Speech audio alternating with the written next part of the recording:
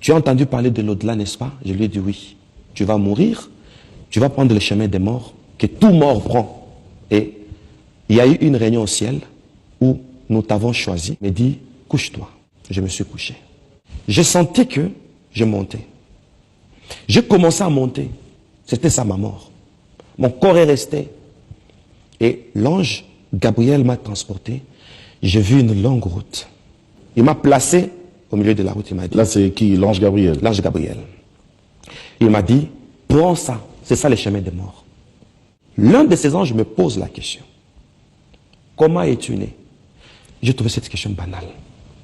J'ai répondu sans réfléchir. Mais je suis né de mon père et de ma mère. Il me dit, comme tu es né de ton père et de ta mère, alors va à gauche. Une force m'a saisi.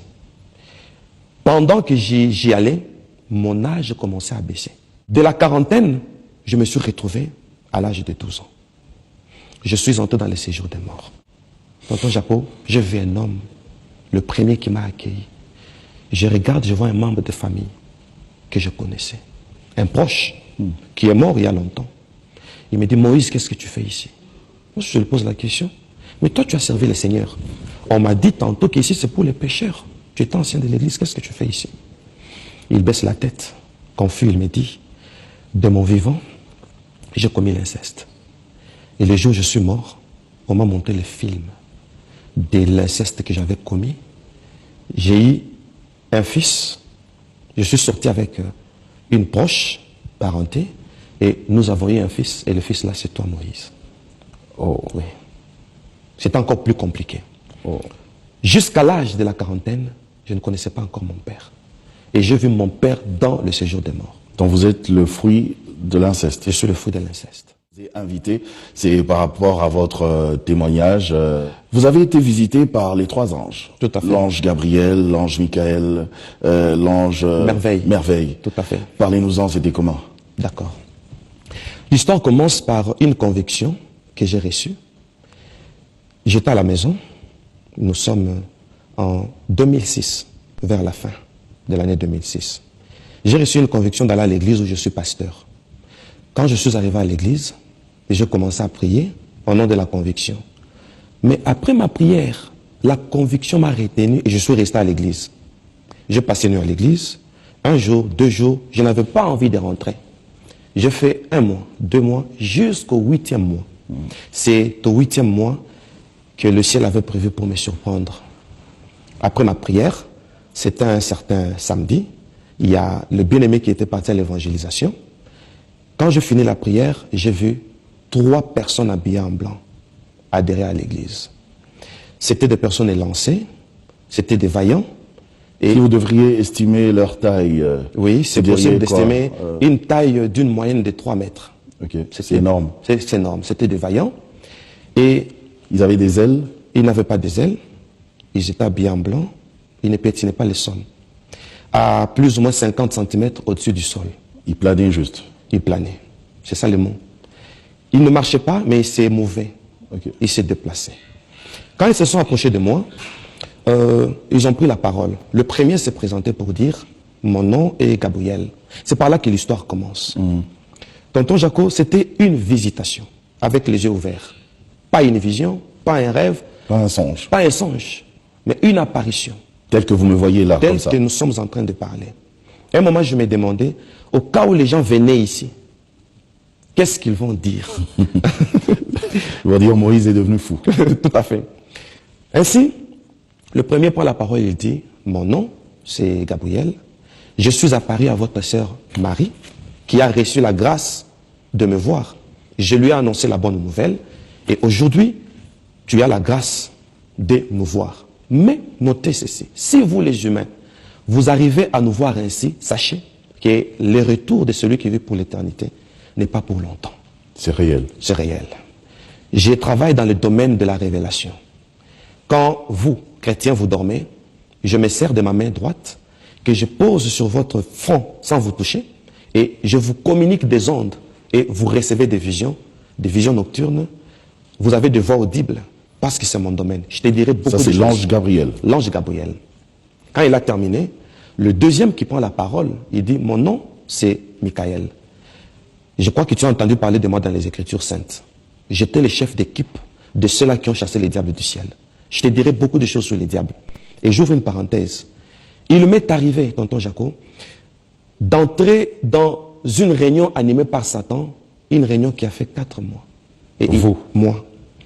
La réunion commençait de 17h à 21h, pendant 4 mois.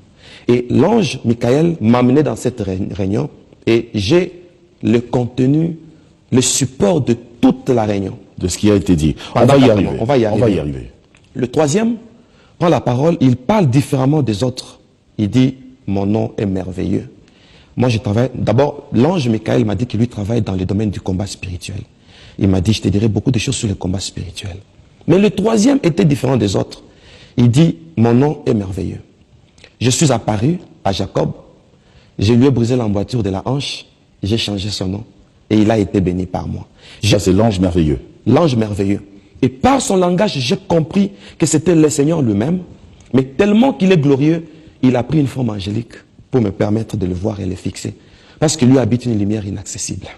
Donc l'histoire commence par là. Ces anges, ils étaient comment? Ils étaient blancs, jaunes, rouges. Ils étaient de quelle race? De quelle couleur de peau? Oui, parler de la race, je crois que je ne vais pas bien m'exprimer. La couleur de peau. La couleur. Yeah. Ils avaient une coloration comme des tubes incandescents. Ok. Voilà, des tubes, c'est ça une coloration blanche. Ils étaient comme ça. Les cheveux blancs, une coloration blanche. Éclatant.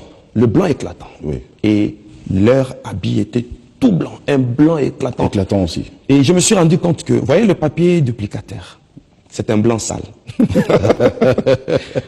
Et avait un blanc éclatant, quand vous les regardez, et après l'apparition, vous restez avec la lueur dans vos yeux. C'est ce blanc. Alors, vous avez rencontré ces 3 anges, et puis il y a eu un moment où carrément vous étiez mort pendant au moins 10 heures. 10 heures de temps. Parlez-nous-en, c'était comment? Merci. C'était toujours avec ces anges-là ou c'était comment? Chaque ange m'avait promis une expérience. L'ange Michael m'a promis le combat spirituel, nous en parlerons. Le Seigneur m'a promis de me parler du salut. Et l'ange Gabriel lui m'a dit qu'il me parlera de la révélation en général. Un jour, j'étais chez moi. J'ai entendu une voix audible. Moïse, va dans ton bureau. J'ai un deuxième bureau à l'église où je suis pasteur. Je suis arrivé à l'église. D'abord, quand je sortais pour monter à bord de ma voiture, la voix revient pour me dire, cherche un témoin. Je regarde à l'église, je pense par inspiration à mon interprète. Je l'appelle, il me dit qu'il est à l'église. Je lui dis, ça tombe bien, ne bouge pas. J'arrive à l'église, j'entre au bureau avec les témoins, mon interprète, et l'ange commence à parler. Je me suis rendu compte que la même voix qui me parlait à la maison, c'est la voix qui était au bureau. Là, c'était quelques années plus tard. La visitation des anges, c'était en 2006. La visitation des anges, c'était en 2006. Mais cette histoire, c'est en quelle année? Bon, je suis entré en prière d'abord en 2006. D'accord. Vers la fin. J'ai fait 8 mois dans la prière. Et le 5 février 2007, 8 mois après, nous sommes tombés en 2007, que j'ai eu la visitation. J'ai vu beaucoup de choses pendant les 7 ans.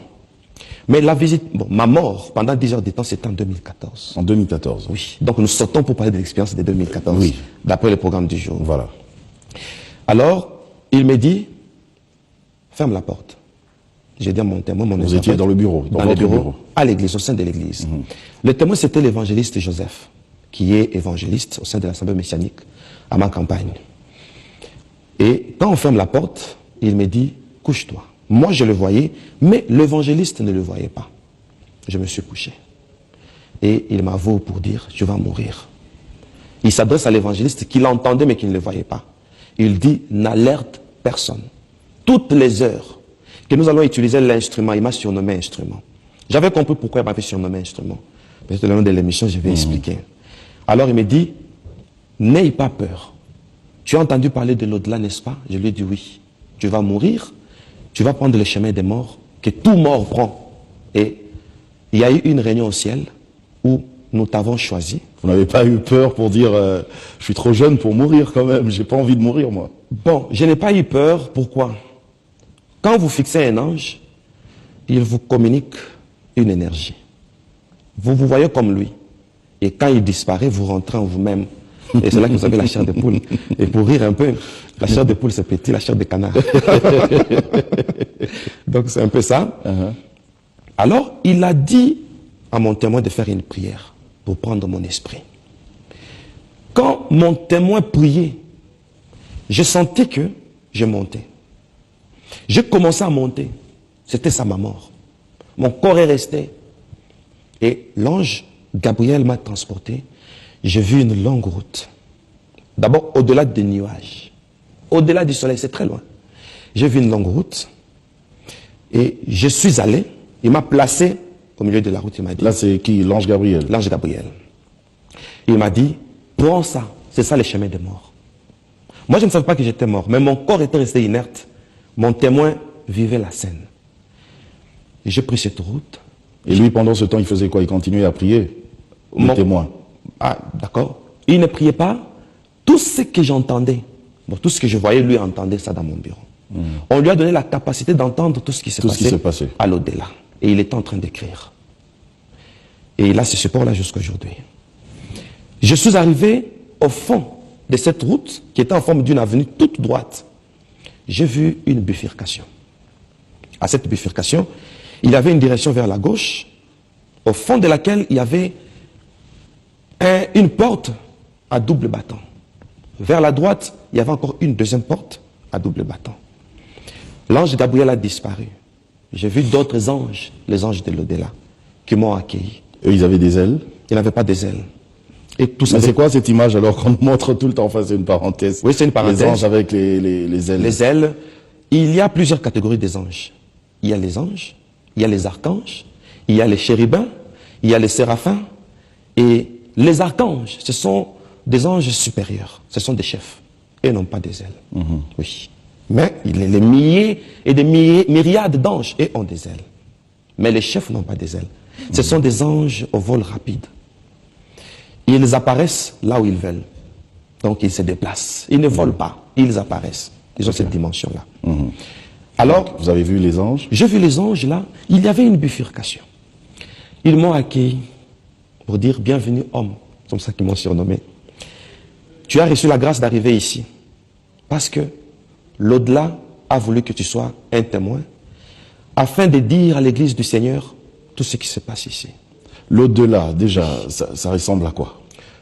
Il y a des immeubles, des maisons, des... Oui. Enfin, je sais pas. Bon, au niveau des arbres. Oui, au niveau où je suis arrivé, il n'y avait pas encore les immeubles. Il y a un endroit où il y a les immeubles. Je crois que nous en parlerons. Là où je suis arrivé, il n'y avait qu'une bifurcation. À l'horizon, il n'y avait que les nuages. Et tout était bleu. Un bleu azur. Un bleu foncé. Un beau bleu. Oui, un beau bleu. C'est tout ce que j'ai vu. Alors, l'un de ces anges, gardien de l'au-delà, il me dit, tout ce que tu verras ici, toi tu seras notre porte-parole quand tu rentreras sur la terre. Regarde derrière toi. Je regarde derrière et je me rends compte qu'il y avait des caméras géantes, des grandes caméras. Ils m'ont dit, tout ce que vous faites sur la terre, en bien comme en mal, nous sommes là pour filmer le bien et le mal. Et quand vous arrivez ici, vos biens vont vous justifier et vous prendrez la droite. Et je regarde vers la droite. Il y avait un portail à double battant. Une forte lumière venait de là. Et il y avait des cantiques. On chantait à l'agneau. J'entendais, on disait agneau, agneau. Des chants avec une harmonie incroyable qui n'est pas encore sur cette terre. Belle mélodie. Et ils m'ont dit, vers la gauche, c'est là que le mort en diable, et pas seulement le mort en diable, même les chrétiens vont se retrouver là-bas s'ils sont morts dans un état de péché. Quoi qu'ils étaient chrétiens. C'est compliqué alors, parce que nous péchons tous les jours. Nous péchons tous les jours, donc il faut être prêt. C'est ce qu'il faut dire. Ça veut dire que ne t'habitue pas avec le péché. Une fois que tu vois que tu es dans le péché, ta première réaction doit être la repentance. Tu dois chercher directement à arranger avec Dieu. Parce qu'un chrétien, c'est comme un poisson. Une fois que le poisson ne se retrouve plus dans l'eau, sa première réaction, c'est de faire vite pour rentrer dans l'eau. Le péché, ce n'est pas la nature d'un enfant de Dieu. Et une fois un enfant pêche, il doit faire très très vite de se repentir et d'arranger avec Dieu. Car si la mort te retrouve dans le péché, tu iras en enfer. Si le Seigneur revient et que tu es dans le péché, tu rateras l'enlèvement. Voilà pourquoi il faut toujours être prêt. C'est pourquoi mets ta vie en ordre avec Dieu, car le lendemain, c'est un mystère. Le lendemain ne nous appartient pas, ça appartient à Dieu. Que Dieu nous bénisse. La mort peut nous surprendre. Si nous mourons dans un état de péché, là, à cette bifurcation, nous sommes considérés comme païens.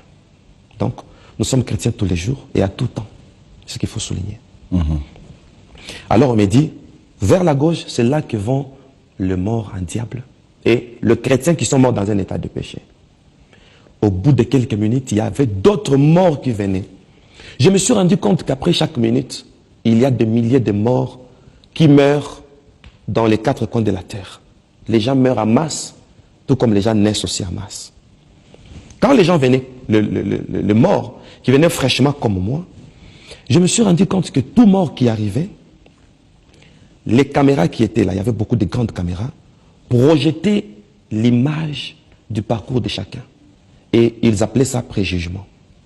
Il y a les jugements derniers, et il y a aussi un préjugement juste après la mort, pour voir s'il faut aller à droite ou s'il faut aller à gauche. Est-ce que, puisque vous en parlez, je pose cette question directement. D'accord. Est-ce que le paradis et l'enfer existent? Le paradis et l'enfer existent parce que je vis l'enfer, je veux aussi le paradis. Le paradis, il est comment? Décrivez-le. Et l'enfer est comment? D'accord. Brièvement. C'est là où nous arrivons d'ailleurs. Oui. Nous y arriverons. On peut continuer seulement de l'idée. Bien sûr. Comme ça, je vais vous expliquer. Parce que je vis le paradis, je vis aussi l'enfer. L'enfer. Quand le mort arrivait, on projetait l'image du parcours de chacun. J'étais tellement frustré du fait que notre parcours sur la terre est filmé au moindre détail. À la seconde près. Tout ce que nous faisons, en bien comme en mal. Je vais prendre 4 exemples en passant. Une femme arrive, elle regarde vers la droite, elle voit la lumière, elle choisit la droite. On lui dit non, toi, tu dois aller à gauche. Oh. Elle dit, qu'est-ce que je fais pour mériter la gauche? Et tout le monde voyait, tous les morts qui étaient là voyaient. On lui dit, va vers la gauche, elle insiste pour aller vers la droite. On lui dit, essaye mais tu n'y arriveras pas. Pendant qu'elle avançait, le bâton de l'entrée vers le paradis, ça m'insistait, ça devenait comme l'entrée de la basse-cour. Et quand elle forçait, ses cheveux se transformaient en cornes. Et ça ne lui permettait pas, les cheveux tapaient, les cornes là tapaient sur les bâtons. Et elle n'arrivait pas à entrer. Maintenant, elle pose la question, pourquoi je n'y arrive pas? On lui présente une sentence pour lui dire, tu es mort. Pendant ton séjour sur la terre, tu as exploité ton argent rien que pour ta beauté. Tu n'as rien investi ici. Alors, va à gauche. Rien que pour ta beauté. Rien que pour ta beauté. Et pour une mauvaise gestion de son argent. Parce qu'elle devait faire quoi de son argent? C'est son argent, non? Ah d'accord, c'est son argent. J'ai un professeur de français qui me disait, qu'as-tu que tu n'as reçu? Tout ce que nous avons sur cette terre nous a été donné. Et quand Dieu nous donne, c'est pour une mission. Nous devons faire la part des choses, notre part et la part de l'œuvre de Dieu. Alors s'il me donne l'argent, j'en fais quoi? Je donne aux pauvres. Il faut bâtir. Je bâtis soutenir les ministères. Églises. Oui. C'est comme ça. C'est comme ça. Soutenir mais moi, après, je vais vivre comment? Il faut faire la part des choses. Il y a la part de Dieu et la part de l'homme. C'était une parenthèse. C'était une parenthèse. Un autre arrive, on lui dit, toi, tu es à l'église. Ton jugement, ton préjugement, il faut l'ange de ton église. L'un des anges de l'au-delà donne l'ordre, il dit, je donne l'ordre à tous les gardiens des églises d'arriver ici. Et il y a eu, à la seconde, une masse, un grand groupe des anges. Donc il y a des anges pour chaque église. Oui. Ok. Ce sont les anges des églises. Le premier prend la parole, je vais prendre juste 4 cas. L'ange de l'église, c'est pas le pasteur comme vous, là? Non. Il y a vraiment un ange. Il y a un ange. Par exemple, à l'église messianique de ma campagne, il y a un ange. Et j'ai parlé aussi avec lui, il m'a dit beaucoup de choses. Sur mon église et sur les églises. Si vous nous donnez l'occasion, oui. Nous parlerons si on de ne termine pas, on va continuer d'autres émissions, il n'y a pas de problème. Merci beaucoup. Je prends 4 exemples avant d'évoluer. Le premier ange regarde son fidèle et lui dit, toi, mon église, d'abord je donne une preuve qu'il existe les anges de l'église et ce ne sont pas des pasteurs. Dans Apocalypse, on dit, écrit à l'ange de l'église d'Éphèse. Ok. Si un pasteur se proclame ange, c'est une grande aberration. Il y a l'ange de l'église, et dans les prochaines émissions, pourquoi il y a un pasteur? Pourquoi il y a les fidèles? Pourquoi il y a l'église? Mais l'ange dit à Jean, à l'île de Patmos, écrit à l'ange de l'église d'Éphèse, écrit à l'ange de l'église de Smyrne, Pergame, jusqu'à la Odyssée. Pourquoi le message va chez l'ange? C'est une question que nous allons répondre prochainement. Donc, chaque ange a une église. Pardon, chaque église a un ange. Oui. Ainsi, tonton Jaco, on dit à l'un des morts, il y a mon église qui était proche de toi. Tu n'as jamais adhéré dans cette église. Pour n'avoir pas adhéré dans une église, la mort t'a surpris. Ceux qui vont à droite, ce sont seulement les chrétiens. Et on est chrétien quand seulement on reçoit Jésus comme Seigneur et Sauveur. Et on adhère à une église pour être enseigné. Parce que tu n'as pas adhéré à l'église, j'étais attendu à l'église, tu ne venais pas, alors va à gauche. Rien que pour ça, il est allé dans le séjour des morts. Le deuxième, son ange de l'église vient. Mais je peux prier à la maison. Est-ce que je suis obligé d'aller seulement dans une église? Tout à fait. Pourquoi il faut nécessairement aller dans une église? Dans le livre de Psaume 133, on dit, il est doux et agréable pour les frères de demeurer ensemble. C'est comme une huile qui descend sur la tête d'Aaron. Ça va vers la barbe, jusque vers les vêtements. Ceux qui adhèrent à l'église se différencient de ceux qui ne sont pas à l'église par la réception de l'huile. Et l'huile, c'est la consécration. On oignait quelques candidats pour les consacrer. Et quand on est consacré, automatiquement, la Bible dit, Jésus a fait de nous un royaume des sacrificateurs. Et par cette huile, vous devenez sacrificateur et vous faites partie de son royaume. Mais vous savez qu'il y a aussi de nos jours ceux qui viennent beaucoup, qui viennent à l'église sans pour autant vraiment être réellement dans l'église. Si. Parce que dès qu'ils sortent, ils sont dans le monde. Bon, vous ils savez, font tout du monde. Vous savez pourquoi l'église, au préalable, ne doit pas être une simple cité où nous venons pour qu'on réponde à nos problèmes. C'est ça la maladie des églises et c'est ça la crise des religions. Quand quelqu'un ne va à l'église que pour le mariage, il va développer ses prières rien que pour le mariage. Ce sont des gens qui font la honte de l'église. Ils vont que pour leurs problèmes. Ils ne vont que pour leurs problèmes. Une fois satisfait, c'est fini. Et la course est terminée. On peut être à l'église, mais si on n'a pas une base, c'est là que nous allons tomber dans plusieurs bévues que nous voyons avec les églises. Donc, il faut nécessairement être à l'église. Quand on est à l'église, comme j'étais en train de dire, nous recevons une huile. Et cette huile fait de nous des sacrificateurs. Et quand on est sacrificateur, on appartient à un royaume et Jésus devient notre roi. Donc vous avez vu le paradis, il vous a montré, l'ange Gabriel vous a montré le paradis, Oui. il vous a montré aussi l'enfer. Il m'a montré aussi l'enfer. L'enfer, il est comment tel qu'on le décrit, avec un grand feu, un peu comme un grand volcan actif. D'accord? D'abord, l'enfer, c'est après le séjour des morts. Quand on a jugé ces personnes, je vous lis un peu rapidement, Ils sont d'abord dans le séjour des morts. ils sont d'abord à la bifurcation. La bifurcation, c'est comme une centrale. Donc il y a des étapes comme ça. Oui, c'est-à-dire, c'est un rond-point. Quand tout mort arrive, il y a un triangle, la droite et la gauche. Le centre, c'est ça la bifurcation, c'est le centre d'accueil. Vous avez fait le bien sur la terre, on vous envoie à droite. Vous avez fait le mal, on vous envoie à gauche. À gauche, c'est ça le séjour des morts. Le séjour des morts, c'est pour le mort en diable. Le paradis, c'est pour le mort en Christ. Ok. Oui. L'un de ces anges me pose la question. Comment es-tu né? J'ai trouvé cette question banale. J'ai répondu sans réfléchir. Mais je suis né de mon père et de ma mère. Il me dit, comme tu es né de ton père et de ta mère, alors va à gauche. Une force m'a saisi. Pendant que j'y allais, mon âge commençait à baisser. Je pourrais dire à la fin de l'émission pourquoi mon âge avait baissé. De la quarantaine, je me suis retrouvé à l'âge de 12 ans. Je suis entré dans les séjours des morts. Pourquoi? Parce que j'ai dit que je suis né de mon père et de ma mère. Et c'est là... C'est pour ça que votre âge avait baissé? Non, ça c'est une autre chose, une autre réalité. Pourquoi votre âge avait baissé? Mon âge a baissé quand je suis sorti de là, quand on m'a récupéré. L'un des anges de l'au-delà, les gardiens de l'au-delà m'a dit, tu diras à toute la terre. Et je pense que le monde entier est en train de me suivre. À l'âge de 12 ans, nous devons déjà, à l'âge de 12 ans, initier nos enfants aux choses de Dieu. Jésus, à l'âge de 12 ans, il est allé déjà au temple. Donc, je me suis retrouvé à l'âge de 12 ans et on m'a fait les rappels de tous mes péchés. De 12 ans jusqu'à la quarantaine. À la quarantaine.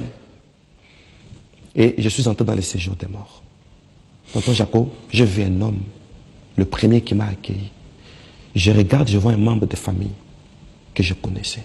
Un proche qui est mort il y a longtemps. Il me dit, Moïse, qu'est-ce que tu fais ici? Moi, je lui pose la question. Mais toi, tu as servi le Seigneur. On m'a dit tantôt qu'ici, c'est pour les pécheurs. Tu es ancien de l'église, qu'est-ce que tu fais ici? Il baisse la tête. Confus, il me dit, de mon vivant, j'ai commis l'inceste. Et le jour où je suis mort, on m'a montré le film de l'inceste que j'avais commis. J'ai eu un fils. Je suis sorti avec une proche parenté. Et nous avons eu un fils. Et le fils là, c'est toi, Moïse.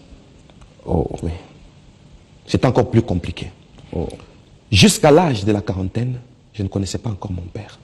Et j'ai vu mon père dans le séjour des morts. Donc vous êtes le fruit de l'inceste. Je suis le fruit de l'inceste.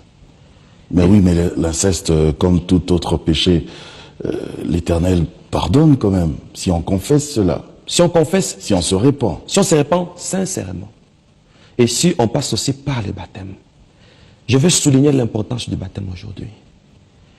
Et je vis un ange, parmi les gardiens de l'au-delà, entrer là où nous étions, pour me dire, quand tu rentreras sur la terre, dis ceci à l'humanité, et l'humanité est en train de me suivre.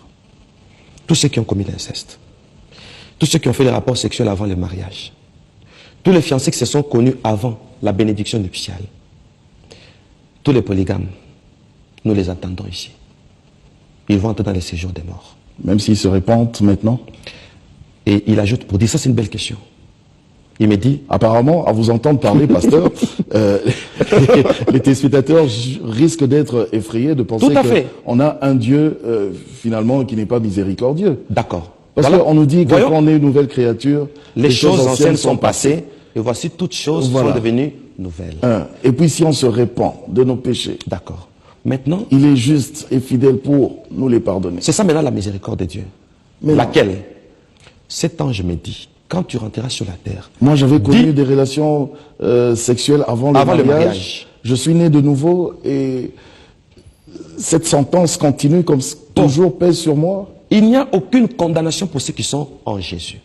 Si nous confessons nos péchés, Dieu est juste et fidèle pour nous les pardonner et nous purifier de toute iniquité. Mais il y a des chrétiens qui continuent à pécher. Les séjours des morts, c'est pour le chrétien, mais qui gère certains péchés. Je l'ai dit au début. Mais pour celui qui a reçu Jésus, qui a abandonné son passé, il est justifié. Et j'ouvre une parenthèse. Pendant les 10 heures du temps, pendant ma mort, une seule personne est entrée à droite. Ne jouez pas avec la vie chrétienne. Prenez la vie chrétienne au sérieux. Prenez la vie chrétienne au sérieux. Les âmes sont en train de mourir et sont en train de partir en masse au séjour de mort. Changez vos cœurs, convertissez-vous et soyez sérieux avec le Seigneur. Séparez-vous du monde, quittez la musique mondaine, quittez la musique mondaine, quittez le danse mondaine. S'il vous plaît, éloignez-vous des chichas, éloignez-vous de choses du monde, car quiconque aime le monde est l'ennemi de Dieu. Quiconque s'approche du monde s'éloigne de Dieu. Continuons le témoignage. Que le Seigneur vous bénisse. Aïe, aïe, aïe. À la seconde, il y avait des milliers de morts qui arrivaient. Ainsi, l'ange là me dit, il y a une dérogation pour les polygames. Les polygames, de leur vivant, ils doivent faire la repentance toute leur vie jusqu'à leur mort. Et ils seront justifiés. C'est ce qu'on m'a dit. Toute leur vie. Toute leur vie. La repentance a toujours été toute la vie. Ça veut dire que tu ne dois plus retourner dans le péché. C'est toute la vie. C'est toute la vie. Que Dieu vous bénisse. Pour ceux qui n'ont pas compris, je vais éclaircir. Continuons le témoignage. C'est compliqué. C'est compliqué. C'est pourquoi... Le même péché, là. Tout à fait. Parce qu'au commencement, la Genèse, Dieu a créé Adam et Ève. Un homme et une femme. Et la polygamie, c'est à l'encontre de la volonté de Dieu. Mais ce n'est pas le sujet. Ils doivent faire la repentance. Il y a une mesure de grâce. Une deuxième mesure de grâce. Cet ange me dit, dis au monde entier, pour vous les vivants, le fait d'être vivant, c'est ça votre grâce. Parce que vous avez tout intérêt de mettre votre vie en ordre. N'est-ce pas la miséricorde? La mise à jour. La mise à jour. C'est ça les termes. Notre vie doit être mise à jour. Mais c'est lui qui va courir au risque d'arriver ici sans mettre sa vie en ordre. là, automatiquement, on lui montre le film de sa vie et il se retrouve dans les séjours des morts. Donc, si je comprends bien, il faut être prêt tous les jours. Tous les jours et à tout temps. Parce qu'on ne sait pas quand la vous allez mort, partir. La mort va nous surprendre. Oui. La mort, c'est comme un sommeil, tonton Jaco. Ainsi, vous avez vu ce papa-là? Un membre de famille. Un membre de la famille. Oui. Et vous avez vu d'autres personnes encore? Oui, j'ai vu vous avez reconnu? Que j'ai reconnu un ancien chef de l'État. D'un des pays ou de notre pays? De notre pays. Ah. Un ancien. Et j'ai eu une relation particulière avec lui parce que son fils avait épousé ma grande sœur. Je l'ai reconnu. Il m'a montré sa main et il m'a dit, je voulais me convertir. On m'a annoncé l'évangile par un évangéliste, Jean-Louis Jaillette. Je n'ai pas saisi l'occasion. J'ai utilisé la magie et j'ai utilisé le léopard comme l'emblème. Et je regarde à sa main droite, il y avait une peau fraîche de léopard qui s'était attachée à sa main. Il me dit, c'est ça ma condamnation. J'attends le jugement dernier pour avoir adhéré à un courant magique du léopard. Je regrette pour avoir transformé les humains en animaux. Vous lui avez parlé, il vous a répondu. Nous avons échangé. Vous avez échangé. Il m'a reconnu, je l'ai reconnu. Un chef de l'État de notre pays. Il dit, je regrette de n'avoir pas donné ma vie à Jésus quand l'occasion m'était accordée. Toi qui auras l'occasion de rentrer, dis à la famille, à ceux qui utilisent mes biens, de ne plus les utiliser. Parce que mes appartements, mes voitures, mes usines, la plupart c'était des humains que j'ai transformés en véhicules. Les immeubles, j'avais enterré des humains pour que les hommes entrent dans ces immeubles, comme ça que je puisse avoir l'esprit humain et ça va me donner la connaissance. Ça, c'est dans le séjour des morts. Dans le séjour des morts. Est-ce que vous avez pu aussi visiter l'enfer? Tout à fait. Un vent m'a transporté. Et quand je suis monté, l'ange qui était à côté a volé avec moi. Nous sommes allés au fond du séjour des morts. Et là, j'ai vu une rive, la rive droite et la rive gauche. Et il me dit, qu'est-ce que tu vois? Quand je regarde, je vois l'eau qui s'est déversée de la rive droite à la rive gauche. C'était pas le feu? C'était pas... Moi, d'abord, à la première vue, j'ai vu que c'était comme de l'eau. Et il me dit, qu'est-ce que tu vois? Je lui dis que c'est de l'eau. Il me dit, regarde bien. Moi, je voyais toujours de l'eau. Il me transporte encore. Nous sommes placés au-dessus de la vallée où l'eau s'est déversée. J'ai senti une grande chaleur, un étouffement. Et il me dit, tu as entendu parler de l'enfer. C'est ça, l'enfer. L'enfer, c'est du fer fondu. Ok. C'est-à-dire... C'est pour ça que ça donnait l'image de l'eau. Comme la température était tellement élevée, et ça donnait l'impression du blanc. Et le blanc, là, c'était le feu et le soufre. Alors, il m'a dit, c'est ça l'enfer. Et le feu, là, il est tellement ardent qu'il a pris une coloration blanche. Écoutez, laissez-moi vous parler, ne fût-ce que 3 minutes, s'il vous plaît. C'est très important. Écoutez, dans le livre de Matthieu 26, verset 24, si je ne me trompe pas, la Bible parle au sujet de cet homme qui rejette le Seigneur, au sujet de cet homme qui livre le Seigneur, au sujet de cet homme qui refuse d'accepter le Seigneur dans son cœur. Voici ce que la Bible dit. La Bible dit, mieux vaudrait pour cet homme qu'il ne fût pas né. Croyez-moi, il y a des gens qui regretteront leur existence. Il y a des gens qui regretteront leur existence. Si Job a maudit le jour de sa naissance, croyez-moi, il y a des gens qui maudiront leur existence, qui diront, oh, pourquoi j'ai connu l'existence? Pourquoi j'ai existé? Ils diront, pourquoi j'ai été créé? Pourquoi j'ai vécu? Ils diront, mieux vaut que je n'existais pas, car la souffrance sera leur demeure. La souffrance et la douleur sera leur consolation de chaque jour. Mon frère, ma sœur, pendant que tu es vivant, pendant que le Seigneur te parle, écoute. Car le Seigneur nous a présenté son amour, qui est l'œuvre de la croix. Mais les humains continuent à rejeter l'amour du Seigneur, qui est l'œuvre salvatrice de la croix du calvaire, la mort de Jésus-Christ. Alors si même l'amour est incapable de vous changer, Si l'amour même est incapable de vous convertir, alors il ne vous reste que la colère de Dieu. Parce que vous continuez à rejeter l'amour de Dieu, c'est pour cela que vous embrasserez la colère de Dieu. Ô pauvre pécheur, pendant que tu es encore en vie, repens-toi, car la grâce est encore disponible.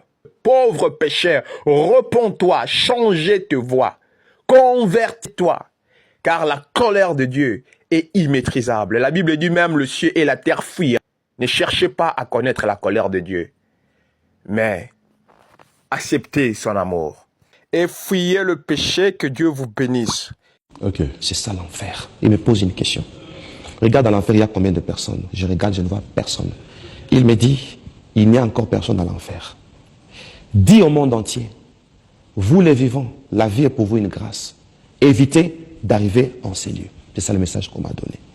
Dans l'enfer, c'est un peu comme une vallée, une grande vallée. C'est comme une grande vallée et le feu du soufre, le fer fondu vient de dérive et se déverse dans cette vallée avec une température extrême qui vibrait même, qui faisait vibrer le feu. Alors, l'ange Gabriel, toujours dans cette histoire, parce que c'est une très longue histoire, que des révélations et des révélations. Tout à fait.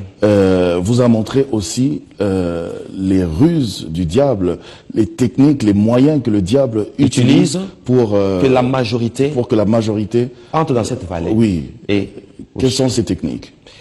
Cet ange m'a tenu à la main. Nous avons pris un vol. Nous nous sommes retrouvés au boulevard du 30 juin.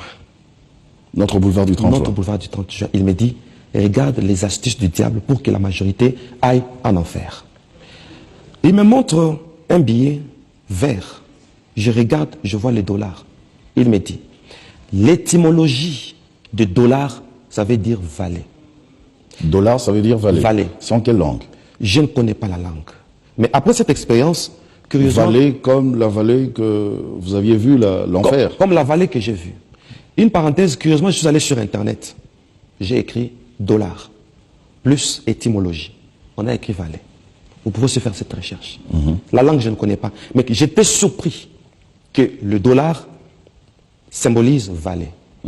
Le passage qui dit, même si je marche dans la vallée de l'ombre de la mort, ta houlette et ton bâton me rassurent. Autrement dit, l'argent est utilisé par les diables comme une vallée. Beaucoup de personnes iront en enfer à cause de l'argent. C'est ça l'astuce que le diable utilise pour que la majorité aille en enfer. Je donne un exemple en passant. Vous êtes parents, vous êtes chrétiens. Un soi-disant gendre vient pour vouloir épouser votre fille. Il a beaucoup d'argent, mais c'est un païen. Vous allez donner votre fille en mariage ou pas?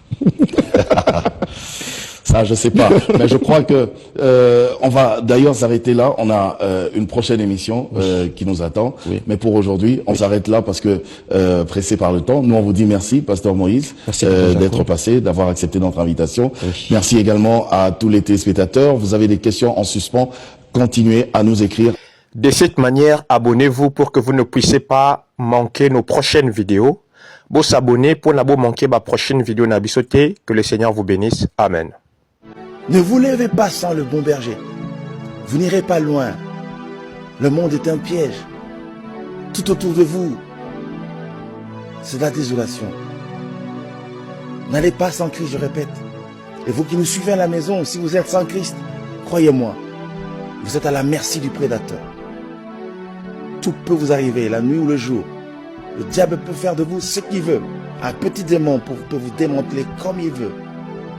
Parce que vous n'êtes pas à l'abri du Très-Haut. Écoutez ce qui est écrit dans ce livre.